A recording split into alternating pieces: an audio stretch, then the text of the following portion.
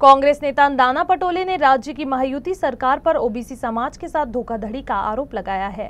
नाना पटोले ने गोंदिया भंडारा जिले में पुलिस विभाग के पद भर्ती प्रक्रिया में ओबीसी वर्ग के लिए एक भी जगह जारी नहीं किए जाने के मुद्दे को लेकर सरकार को घेरा है।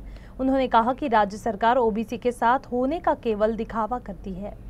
भंडारा आणि गोंदिया या दोन जिल्ह्यात पोलीस भरती होणार आहे, त्याच्याबद्दलचं ही जाहिरात पोलीस विभागाकडून गोंदिया आणि भंडारा जिल्ह्याची आलेली आहे। त्याच्यामध्ये आपण पाहिलं की ओबीसी समाजासाठी एकही जागा या ठिकाणी नाही। याच्यामध्ये एसीबीसीच्या नावाने याच्यामध्ये ह्या सगळ्या जागा भरल्या जाणार आहेत। ओबीसी समाजाला एसीबीसीमध्ये कुठेही स्थान नाही।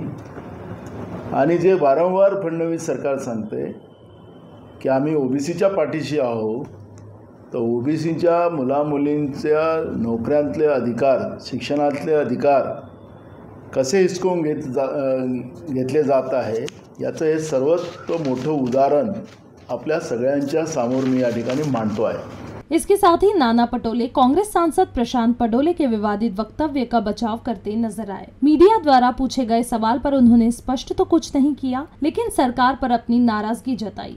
मुख्यमंत्री आणि प्रधानमंत्र्यांच्या बद्दलचं जे लोकांच्या मनातल्या भावना आहेत त्या मांडण्याचा एक प्रयत्न केलेला आहे। आणि लोकप्रतिनिधी म्हणून प्रधानमंत्री आणि मुख्यमंत्र्यांना त्यांनी कळवलेलं आहे की लोकांमधला हा उद्रेक काय हे त्यांची भावना नव्हती। तेही पण शेतकरी आहेत, त्यांचे पण या सगळ्याच लोकांच्या भावना झालेल्या आहेत।